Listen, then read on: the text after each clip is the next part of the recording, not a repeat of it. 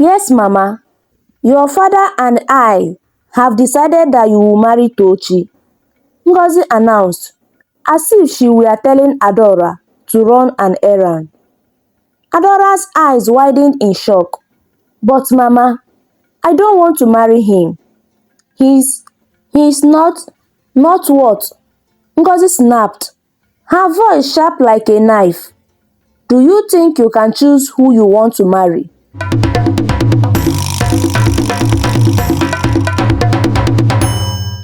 In the busy city of Owerri, there lived a young girl named Adora. She stayed with her father, Chukwudi, and her stepmother, Ngozi. Adora was only a month old when her mother died. Just a year later, her father married Ngozi, and they had a daughter named Chizoba. From that moment, Adora's life became very hard. Her father, Chukwudi, didn't like her. To him, Adora was a painful reminder of her first wife, the woman he loved but lost so soon. He always blamed Adora for her mother's death, even though Adora had nothing to do with it. Ngozi didn't like her either. Ngozi only cared about her own daughter, Chizoba, and treated Adora as if she was invisible. Chizoba learned from her mother and was just as mean to Adora. Every day, Adora worked from morning till night. She cleaned the house, cooked the meals, and washed the clothes. But no matter how hard she worked, it was never enough for Ngozi. She always found something wrong. One hot morning, as Adora finished scrubbing the kitchen floor, she heard Ngozi's loud voice shouting her name. Adora! Ngozi screamed from the living room. Where are you, you lazy girl? Adora quickly wiped her hands on her skirt and hurried to the living room. She saw Ngozi standing there with her hands on her hips, frowning. Yes, Mama, Adora said quietly. Look at this house. It's so dirty. Can't you see the dust? Ngozi said angrily. Adora looked around in confusion. She had spent all morning cleaning the house, making sure every corner was spotless. There was no dust anywhere. But Mama, I just cleaned everything, Adora replied, her voice shaking. Ngozi's eyes narrowed, and her lips curled into a wicked smile. Are you calling me a liar? She hissed. If your mother was still alive, she would be ashamed of you. You are just as useless as she was. Those words hurt Adora deeply. It always hurt when Ngozi spoke about her mother that way. She wished her mother was still alive. Adora believed that if her mother was here, she would love her and treat her with kindness.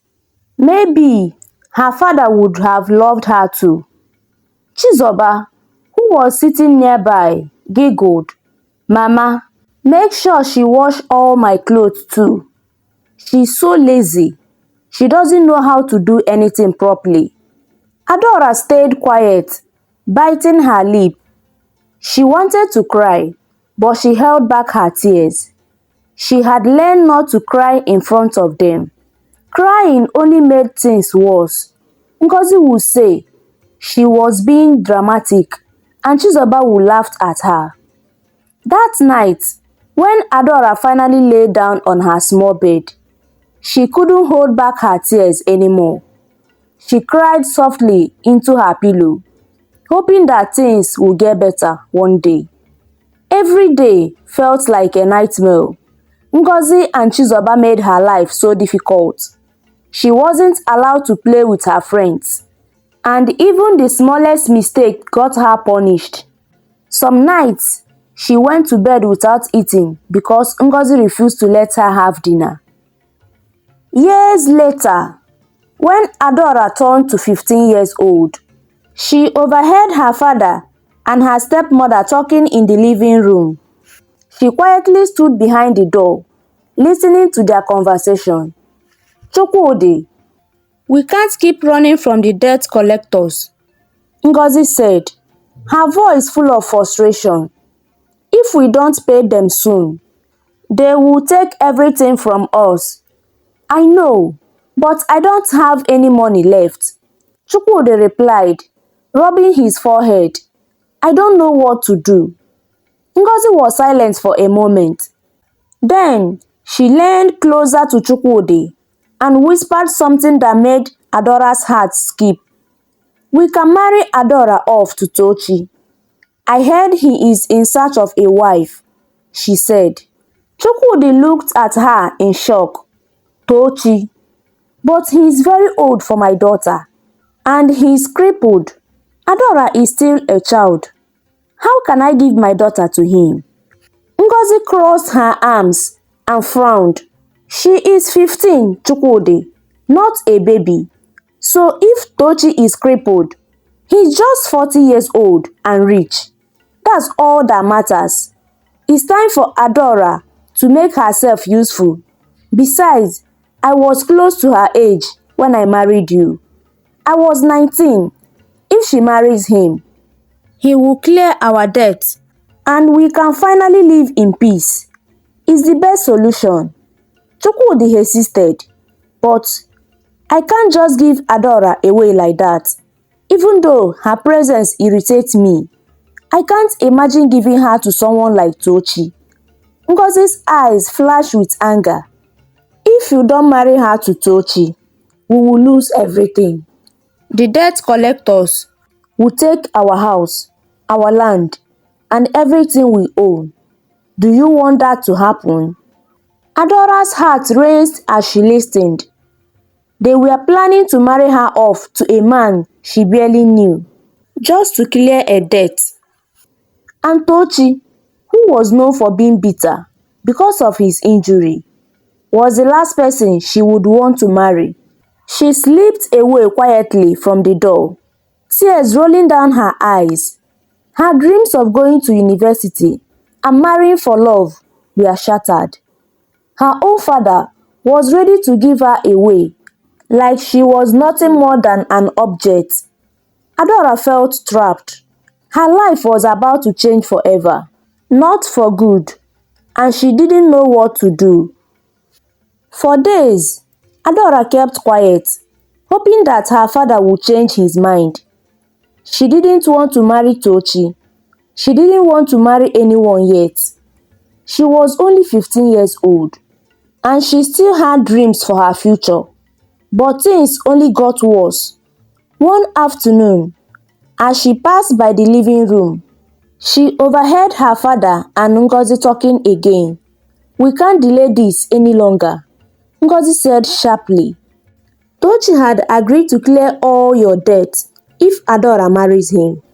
You don't have a choice, Chukwudi." Chukwudi sighed deeply, sounding tired.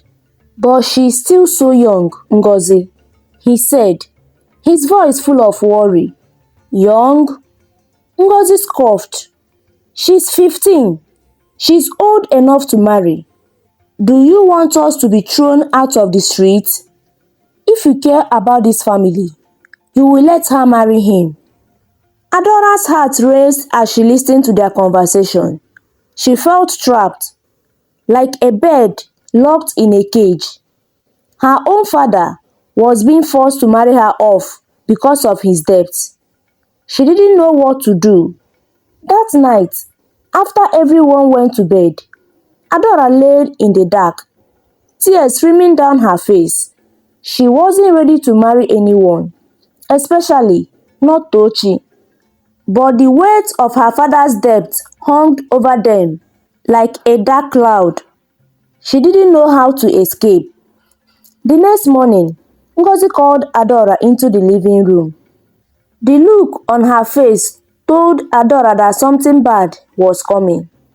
"Adora, sit down," Ngozi said coldly, her eyes hard and unforgiving.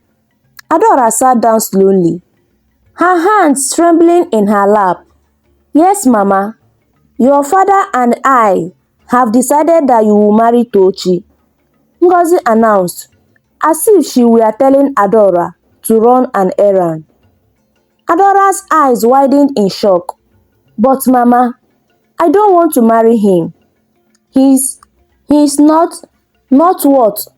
Ngozi snapped, her voice sharp like a knife. "Do you think you can choose who you want to marry? Your father owes money, and Tochi is only one who can save us. You should be grateful he's even considering you." Adora's heart pounded in her chest. "But I want to complete my education first, before marriage, and I don't even like him," she whispered, her voice barely audible. Ngozi laughed a cruel cold laugh that made Adora's stomach twist. "Education? What do you need education for? Do you think that's possible? You are just a silly girl. Who will pay the fees? You will have plenty of time to get used to Tochi. He's rich, that's all that matters." Her father, who had been silent the whole time, finally spoke up. "Adora, I know this is hard for you," he said softly, "but if you don't marry Tochi, we will lose everything. I don't want to force you, but we have no choice." Tears welled up in Adora's eyes, blurring her vision. She felt like her whole world was falling apart. Her father, the only one who was supposed to protect her, was asking her to give up on her future, her happiness, all for the sake of money. "When will the wedding be?" Adora asked quietly, her voice trembling. She knew there was no way out. "Next week," Ngozi said with a satisfied smile. "And remember, this is for the good of the family." As the days passed, Adora felt like a prisoner in her own home. She could hardly eat, and she spent most of her time in her room, thinking about her future. The thought of marrying Mr. Tochi made her stomach twist in knots. She had seen him in few times.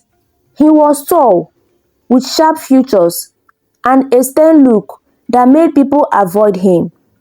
Since his accident, he rarely spoke to anyone, and his temper had gotten worse. People said he was bitter because he could no longer walk. One evening, Adora sat in the backyard, a quiet place where she used to sit to think about how different life would have been if her mother was still alive.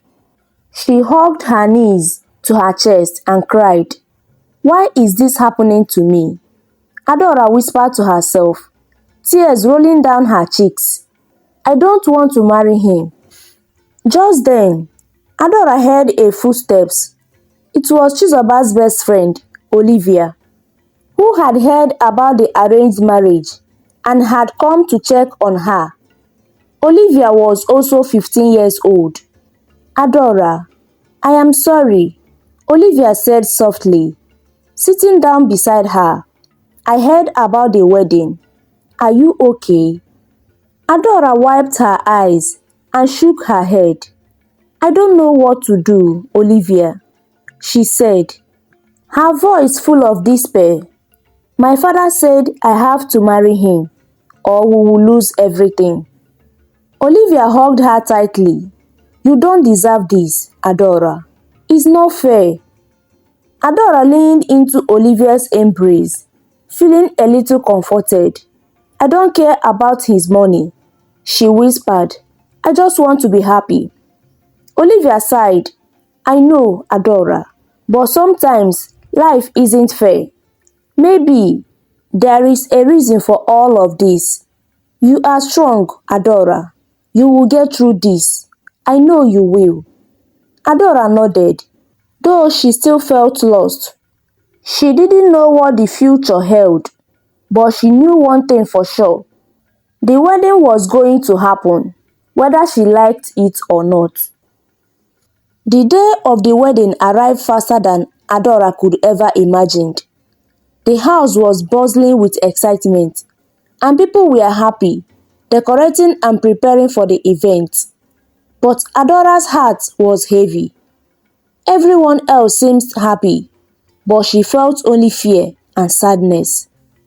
Her room was filled with women getting her ready. They dressed her in a beautiful traditional gown, and her face was painted with bright makeup. The women around her chatted and laughed, but Adora felt like she was in a dream. A bad dream that she couldn't escape from. Her stepmother, Ngozi, barged into the room, looking pleased.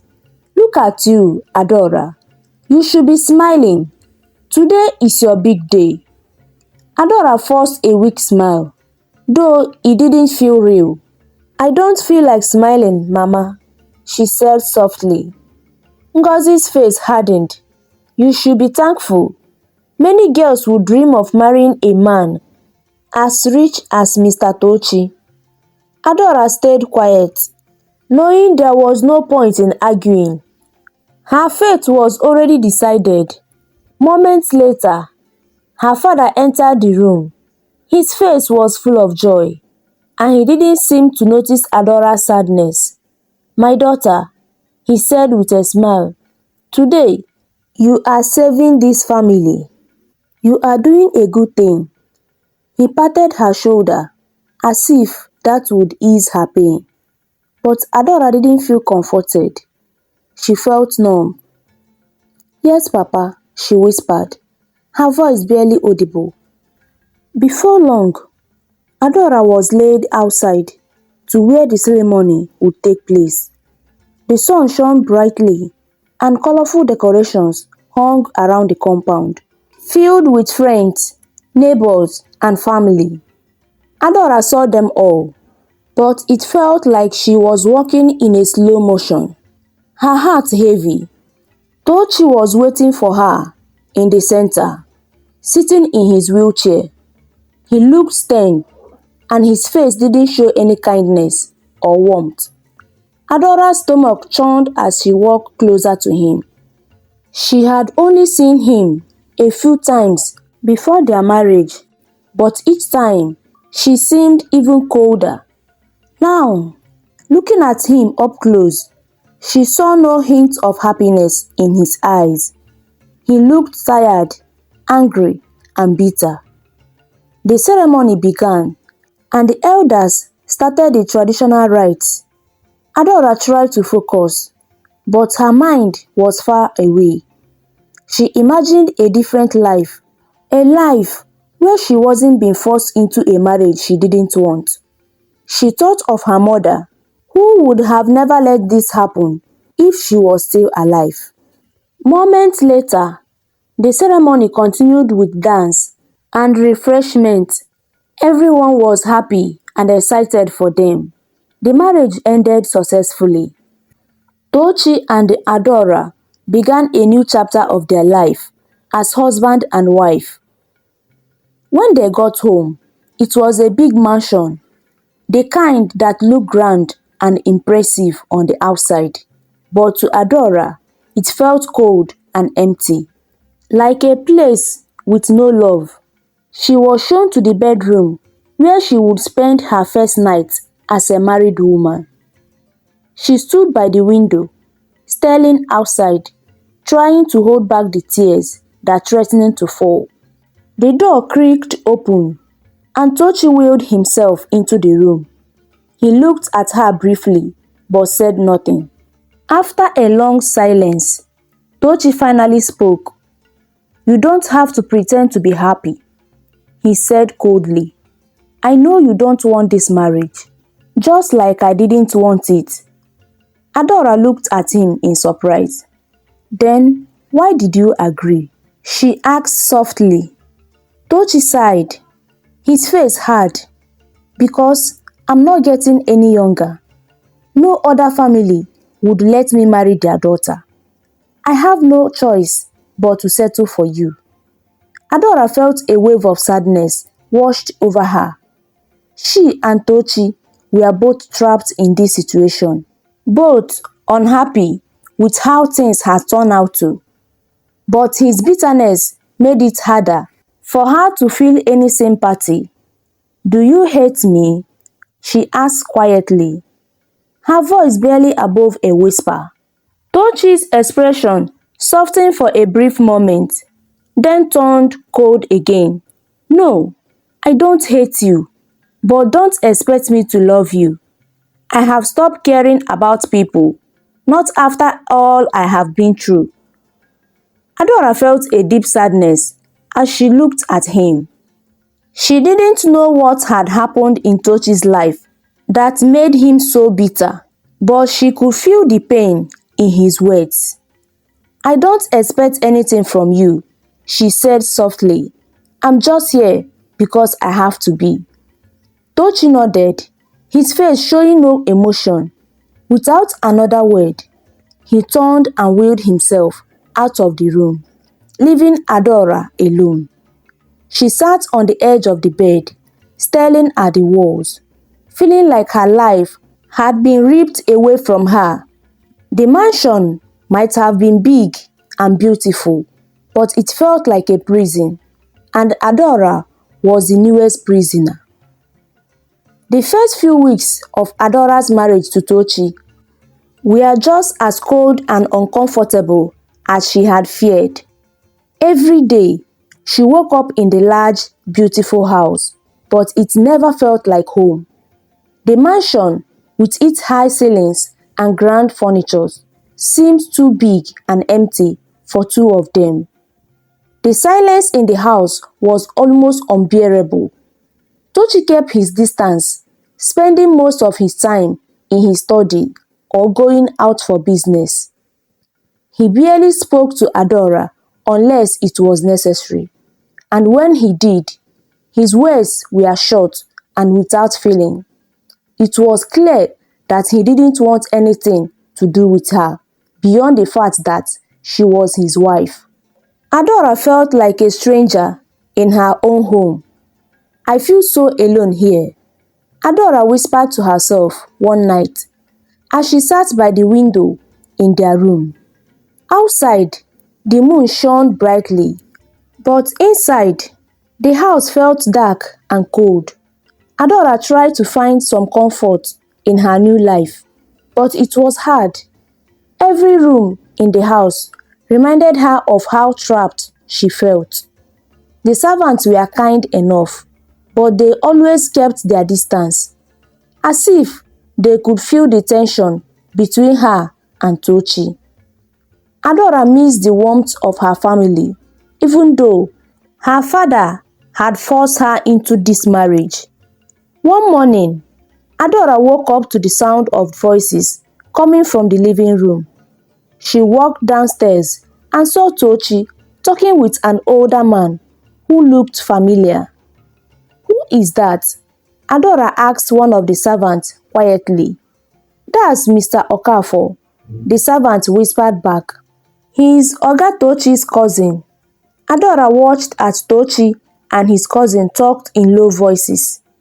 Tochi's face was serious as usual, but there was something about the way he spoke to his cousin that made Adora curious. She decided to go over to them. As she walked closer, the conversation stopped, and both men turned to look at her. "Adora," Tochi said flatly, "this is my cousin, Mr. Okafor." Adora smiled politely, even though her heart felt heavy. "Good morning, sir. It's nice to meet you."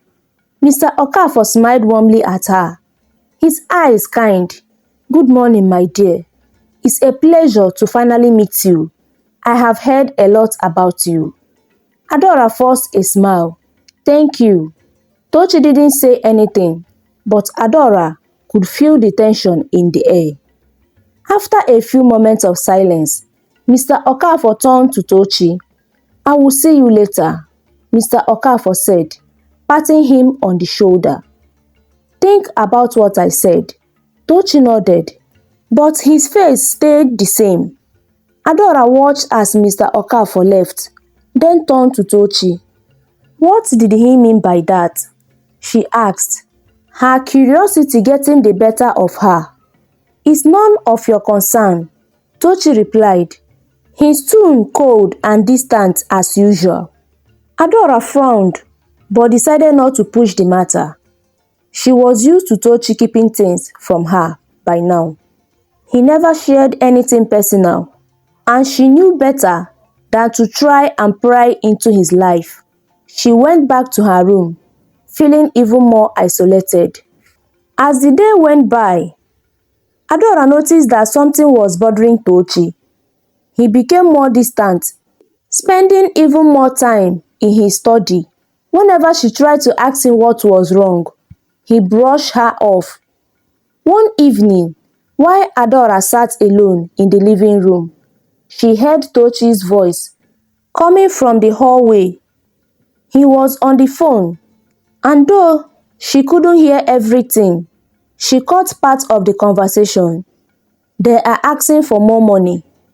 I don't have enough money to give them. Adora's heart sank.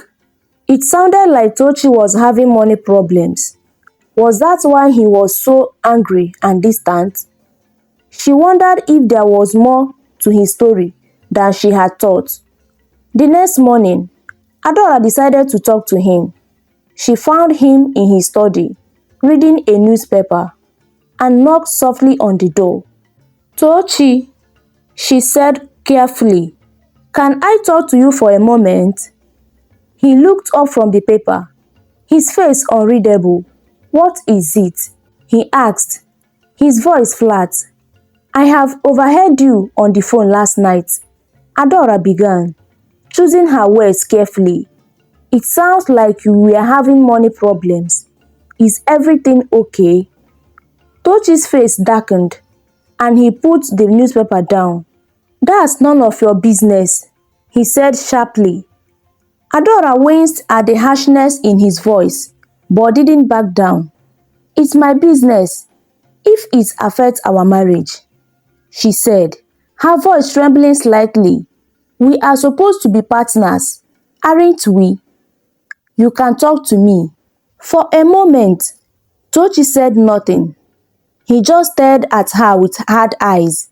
Then, he shook his head.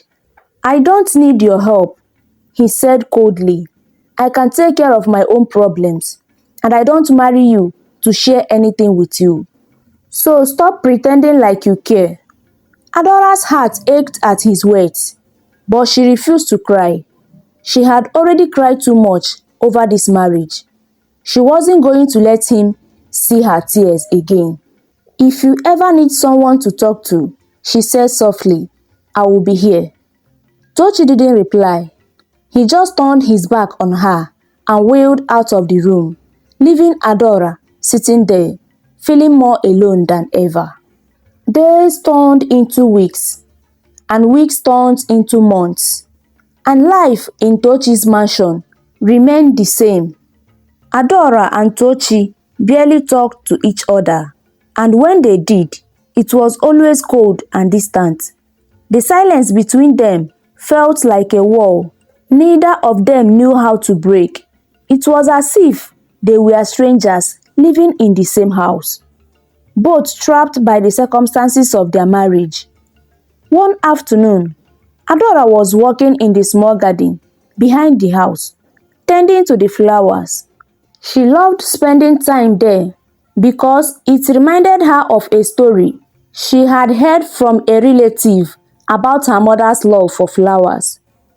As Adora was busy watering the flowers, she noticed something unusual. Tochi wheeled himself to the balcony, watching her. His expression was unreadable, and he didn't say anything, just sat there, staring at her. Adora felt her heart race, wondering if this might be the moment when they finally talked. But before she could even call out to him, Tochi turned away and disappeared back inside the house. Adora sighed, feeling the familiar loneliness wash over her again. But later that evening, something surprising happened during dinner. Tochi, who who usually ate in silence, suddenly spoke. "Why do you spend so much time in the garden?" he asked, his voice breaking the stillness of the room. Adora was so startled that she almost dropped her fork. She looked up at him, unsure how to answer at the first. I I like the flowers," she finally said, her voice soft. "They remind me of my mother. I was told she loved to garden." Tochi didn't respond right away, but gave a slight nod. It was the first time in years that he had shown any interest in something Adora did. A small flicker of hope warmed Adora's heart. Maybe things were starting to change between them, she thought. The next morning, as Adora was preparing breakfast, she was surprised to see Tochi wheeled into the kitchen. Usually, he stays in his study and waited for his meal to be brought to him. "Good morning," Adora greeted him quietly, unsure why he had come. "Good morning," Tochi replied, his voice calm but hesitant. He stayed there for a moment and then said something Adora never expected. I want to apologize." Adora blinked, not sure she heard him correctly. "Apologize? For what?" "For the way I have treated you," Tochi said, his gaze falling to the floor. "I have been distant and cold. It's just hard for me to trust anyone." Adora stayed silent, her heart softening. She could tell this was hard for him. After the accident, Tochi continued, his voice filled with bitterness. "I lost a lot. Not just my ability to walk, but everything. I lost my friends, my confidence. People see me as a rich cripple now." Adora felt a deep sadness for him. She had never heard him talk about his feelings before. "I'm really sorry you went through that," she said gently. "But you don't have to go through it alone. I am here for you, Tochi." Tochi's eyes widened slightly, as if he was surprised by her kindness. "Why do you care?" he asked in a low voice. "You are too young to be stuck with me." Adora smiled softly. "Because we are married, we are supposed to support each other, remember?" Tochi stared at her for a long moment, his face unreadable. Finally, he sighed, his shoulders slumping. "I don't know if I can be the kind of husband you deserve, Adora. I am too old for you. I have made too many mistakes." Adora shook her head gently. "You don't have to be perfect, Tochi. Just try. That's all I ask." Over the next few days, Adora began to notice small changes in Tochi's behavior. He was still reserved, and he still spent most of his time in his study, but he didn't shut her out completely anymore. Sometimes, he would ask her about her day, and every now and then, he even joined her for meals. The icy wall between them was slowly beginning to melt. One evening, while they were having dinner together, Tochi spoke again, this time about something that had been bothering him for a long while. "I know you overheard my call one night," he said, his tone serious. "I was having money issues, but it wasn't as bad as it sounded." Adora frowned slightly. "If it was not that bad, why did you tell me?" she asked. Tochi shook his head. "It's not about needing help, Adora. It's about pride. I have always been in control of everything. I have always been the power, and now I feel weak. Besides, you shouldn't be bothered with such thing at your age. It's bad enough that you had to marry me." Adora reached across the table and gently placed her hand on his. "You don't have to fight your battles alone, Tochi," she said, her voice filled with warmth. "It's okay to share your problems with me. It doesn't make you weak." Tochi looked down at her hand, his expression softening. You speak with so much wisdom at your age, Adora. He said quietly, I never thought you would be so understanding. Adora gave him a small smile. I am your wife. I am here to assist you, Tochi. As more days passed, Tochi's attitude continued to change. He still had moments where he would pull away, but he was trying, and Adora appreciated the effort. Then, one day, Tochi suggested something she had never expected. I have been thinking, Tochi said one evening, about seeing my doctor. Maybe it's time I consider surgery again. Adora's eyes widened in surprise. Surgery? You mean to fix your injury? Tochi nodded slowly. I didn't think it was worth it before, but now I think it's worth it a shot. Adora smiled at him, her heart lifting. There was always hope, Tochi, she said softly. For the first time since their marriage, Adora felt like things were getting better. Tochi was no longer the cold, distant man she had married. He was slowly becoming someone she could trust, someone she might even grow to love. Adora woke up early the next morning, feeling the special excitement she hadn't felt in a long time. Tochi had spoken about the possibility of surgery to help him walk again, and she could finally see a glimmer of hope for their future. She wanted to support him in every way she could, and today they were going to see the doctor. As Adora made breakfast, she heard Tochi enter the kitchen. When she turned, she noticed his face looked more relaxed than usual, though he still seemed a bit tense. Good morning, Adora greeted him with a warm smile. Are you ready for today? Tochi nodded, though his face showed a mix of nervousness and hope. Yes, I think I'm ready. I have been thinking about the surgery for a while, but I wasn't sure if it was the right time. Adora reached out and held his hand. It's the right time, Tochi. We will get through this together. Tochi's lip curled into a small smile. Thank you, Adora. It really means a lot to me that you are here. After breakfast, they left to the hospital. The car ride was quiet, but there was a hopeful feeling around them. When they got to the hospital, Adora held Tochi's hand tightly as she wheeled him inside, both feeling a little anxious but hopeful. A handsome, good-looking doctor with round glasses greeted them with a warm smile. Good morning, sir. I'm Dr. Frank. How can I help you today? Tochi took a deep breath before speaking. I have been thinking about having corrective surgery for my injury. I just want to know if it is possible and what the risk might be. Dr. Frank nodded and gestured them to follow him to his office. Let's sit down and talk about it. They sat in his office. Dr. Frank went through Tochi's medical history and examined him carefully. After a few minutes, the doctor looked up and said, From what I saw, the surgery could help you. It won't be easy, and there are some risks, but if it goes well, you could regain a lot of your mobility.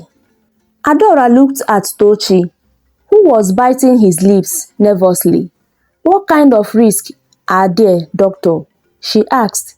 Dr. Frank explained, there is always a chance of complications, and the recovery will take time and effort, but many people see great improvement after surgery, with the right care and therapy. Tochi listened quietly, his face showing that he was thinking hard about the decision. I understand the risk, he finally said, but if it means I can walk again, I am willing to try. Adora squeezed his hand and smiled at him. We will be there for you, Tochi. You are not alone. Dr. Frank smiled and said, it's good to have a strong support system. Let's go ahead and plan the surgery and make sure you are ready." As they left the hospital, Adaora noticed that Tochi looked a little different. His shoulders were no longer slumped, and there was a hint of hope in his eyes. "I'm really going to do this," Tochi said quietly as she wheeled him back to the car. "I never thought I would have chance to walk again." Adaora smiled at him. "You have always had a chance, Tochi. You just needed to believe in yourself." Back at home, things started to change. Tochi's mood got better as the day went by. Adaora made sure to be by his side, encouraging him and helping him prepare for the surgery. She could see that he was nervous, but also that he wanted this new chance in his life. One evening, as they sat together in the garden, Tochi looked at the flowers Adaora had been caring for. "They are really beautiful," he said softly, "just like you." Adaora blushed and looked at the flowers. "Thank you. I love tending to them.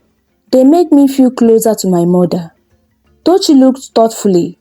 "I have been thinking a lot lately," he said, "about how I let my injury take control of my life. I want to change that. I want to be whom I used to be." Adaora gently touched his hand. "You can be, and I will be there with you every step of the way." When the day of the surgery arrived, Adaora felt a mix of hope and worry. Tochi tried to stay calm, but she could see that he was nervous too. As they arrived at the hospital, she held his hand tightly. "No matter what happens, we will face it together," she whispered to him. Tochi nodded, squeezing her hand. "Thank you for believing in me, Adaora. I don't think I could do this without you." When Tochi was taken into the operating room, Adaora stood outside, her heart beating fast. She prayed silently, hoping the surgery would go well. For the first time in a long time, she felt that maybe everything would be alright. A warm rays of the sun filtered through the window as Adaora sat beside Tochi. It has been a few months since his surgery, and each day he was getting stronger. He could walk now, slowly but steady, and Adaora felt so thankful for how far they had come. Life had changed for both of them, and though it hasn't been easy, her heart was filled with joy. One afternoon, as Tochi practiced walking in their garden, they heard a knock at the gate. Tochi went to open it, moving carefully. When he saw who was there, he froze in surprise. Standing outside were Ngozi and Chizoba. They looked very different from how they used to. Ngozi's face was pale, and Chizoba's eyes were red, as if she had been crying. The two women stared at Tochi in shock. He wasn't in a wheelchair anymore. He wasn't crippled. "Adaora, come, you have visitors," Tochi called out as he walked back inside the house. Adaora stepped out of the house and saw Ngozi and Chizoba. She hadn't seen them since after her marriage with Tochi, and her heart started to beat faster. She didn't know why they came.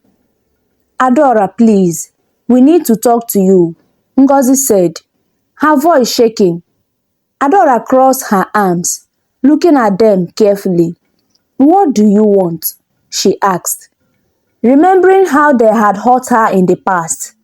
Ngozi sighed and began to speak. "Adaora, a lot had happened since we last saw you. Your father got into a bad business deal. He lost everything, and now we are in debt.